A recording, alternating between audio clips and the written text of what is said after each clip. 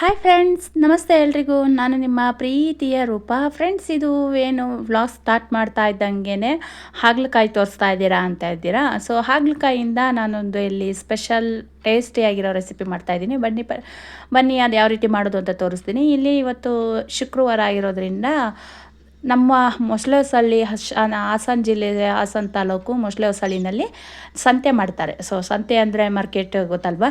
So ಅಲ್ಲಿ ನಾವು ಮಾರ್ಕೆಟ್ಗೆ ಹೋಗಿ ನಮ್ಮ ಯಜಮಾನ್ರು ತರಕಾರಿ ಎಲ್ಲ ತಂದಿದ್ರು. ಜೊತೆಯಲ್ಲಿ ಹಾಗಲಕಾಯಿನ ಬೇಕಾದಷ್ಟು ತಂದಿದ್ರು. ಸೊ ತುಂಬ ದಿನ ಇಟ್ಟರೆ ಅದೇನಾಗುತ್ತೆ ಅಂದರೆ ಬೆಂಡು ಬಂದಂಗೆ ಆಗುತ್ತೆ, ಚೆನ್ನಾಗಿರಲ್ಲ ಅನ್ನೋದಕ್ಕೋಸ್ಕರ ಅವತ್ತು ನೈಟೇನೆ ಸ್ಟಾರ್ಟ್ ಮಾಡಿದೆ. ಯಾಕಂದರೆ ನನ್ನಲ್ಲಿ ಹಸಿ ಕಾಳುಂಟು, ಹಸಿ ಹಲಸಂದಿ ಕಾಳು, ಹಾಗೆಯೇ ನಮ್ಮ ಕಡೆ ತಡ್ನಿಕಾಳು ಅಂತ ಹೇಳ್ತೀವಿ, ಬಟ್ ಕೆಲವೊಬ್ಬರು ಹಲಸಂದಿ ಕಾಳು ಅಂತ ಹೇಳ್ತಾರೆ. ಅದು ಮತ್ತು ಬೀನ್ಸ್ ಕಾಯಿನ ಹಾಕೊಂಡಿದ್ವಿ ಹೊಲದಲ್ಲಿ, ಅದೆಲ್ಲ ಇತ್ತು. ಅದಕ್ಕೆ ಹಸಿ ಕಾಳು ಜೊತೆಗೆ ಹಾಗಲಕಾಯಿನ ಹಾಕಿದರೆ ಟೇಸ್ಟ್ ಚೆನ್ನಾಗಿರುತ್ತೆ ಅಂತ ನಾನು ಅದ್ರ ಜೊತೆ ಹಾಕ್ತಾಯಿದ್ದೀನಿ. ಇಲ್ಲಿ ನಾನು ಆಲ್ರೆಡಿ 1 kg ಅಂತಲೇ ಅನ್ಬೋದು, ತೂಕ ಮಾಡಿದರೆ 1 kg ಬರುತ್ತೇನೋ, ಬಟ್ ಅಂದಾಜು ಮೇಲೆ ಸ್ವಲ್ಪ ನಾನು ತೆಗೆದಿಟ್ಕೊಂಡಿದ್ದೀನಿ. ಸೊ ಇದನ್ನು ನೀಟಾಗಿ ಬಿಡಿಸಿ ತೊಳೆದು ಇಟ್ಟಿದ್ದೀನಿ. ಹಾಗೆಯೇ ನಾನು ಹಾಗಲಕಾಯಿ ಏನಿದೆ ಅದನ್ನು ಕೂಡ ತೊಳೆದು ನೀಟಾಗಿ ಚಿಕ್ಕದಾಗಿ ಹೆಚ್ಚಿಟ್ಕೊಂಡಿದ್ದೀನಿ. ಹಾಗಲಕಾಯಿ ಕಹಿ ಬರಲ್ವಾ ಅಥವಾ ತಿನ್ನಲಿಕ್ಕೆ ಚೆನ್ನಾಗಿರುತ್ತಾ ಅಂತ ಕೇಳಿದರೆ ಸೂಪರಾಗಿರುತ್ತೆ. ಟೇಸ್ಟ್ ಮಾತ್ರ ಅದು ಹಾಗಲಕಾಯಿ ಹಾಕಿ ಮಾಡಿದ್ದೀವಿ ಅನ್ನೋದೇ ಗೊತ್ತಾಗಲ್ಲ. ಯಾಕಂದರೆ ನಾವು ಒಣಗಾಳು ಜೊತೆ ಮಾಡಿದರೆ ಕಹಿ ಗೊತ್ತಾಗ್ಬೋದೇನೋ, ಬಟ್ ಹಸಿ ಕಾಳು ಜೊತೆ ನಾವು ಈ ಥರ ಹಲಸಂದಿ ಕಾಳು ಆಗಿರ್ಬೋದು, ಬೀನ್ಸ್ ಕಾಳು ಆಗಿರ್ಬೋದು, ಅವರೆಕಾಳು ಆಗಿರ್ಬೋದು, ತೊಗರಿ ಕಾಳು ಆಗಿರ್ಬೋದು, ಈ ಥರ ಹಸಿ ಕಾಳುಗಳ ಜೊತೆ ಮಾಡಿದರೆ ನಮಗೆ ಹಾಗಲಕಾಯಿ ಕಾಳು ತಿಂತಾ ಇದ್ದೀವಿ ಅನ್ನೋದೇ ಗೊತ್ತಾಗಲ್ಲ, ಅಷ್ಟು ಟೇಸ್ಟಾಗಿರುತ್ತೆ.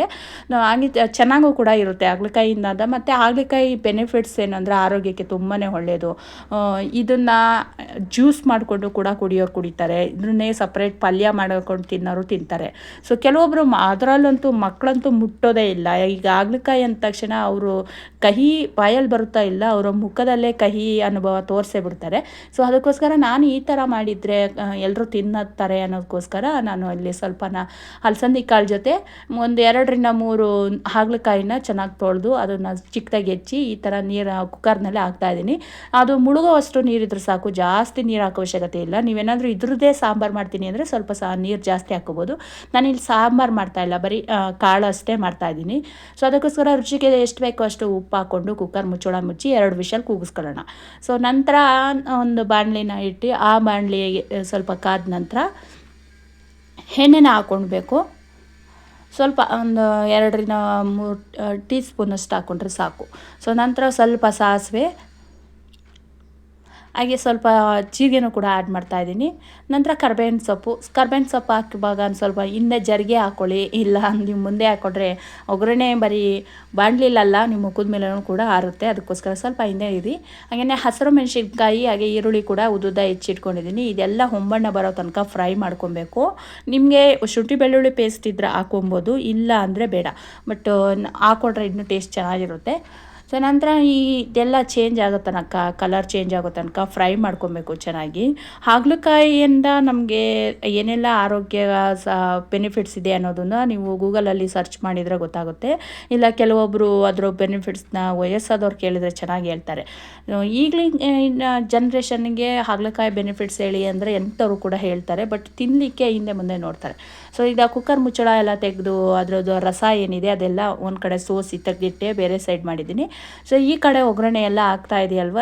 ಈಗ ನಾವೇನು ತೆಗೆದಿಟ್ಕೊಂಡಿದ್ದೀವಿ ಕಾಳನ್ನೆಲ್ಲ ಸೋಸಿ ತೆಗೆದಿಟ್ಕೊಂಡಿದ್ದೀವಲ್ವ, ಆ ಕಾಳನ್ನು ಇದ್ರೊಳಗಡೆ ಆ್ಯಡ್ ಮಾಡಬೇಕು. ಸ್ವಲ್ಪ ಹೊಂಬಣ್ಣ ಬರೋ ತನಕ ಫ್ರೈ ಮಾಡೋಣ. ನಂತರ ಆ ಕಾಳನ್ನ ಆ್ಯಡ್ ಮಾಡಬೇಕಾಗುತ್ತೆ. ಈಗ ನಾನು ಇಲ್ಲಿ ಸ್ವಲ್ಪ ಒಂದೂವರೆ ಸ್ಪೂನಷ್ಟು ಶುಂಠಿ ಬೆಳ್ಳುಳ್ಳಿ ಪೇಸ್ಟ್ ಹಾಕ್ತಾಯಿದ್ದೀನಿ. ನಿಮ್ಮಲ್ಲಿ ಇದ್ದರೆ ಹಾಕ್ಕೊಳ್ಳಿ, ಇಲ್ಲ ಅಂದರೆ ಬೇಡ.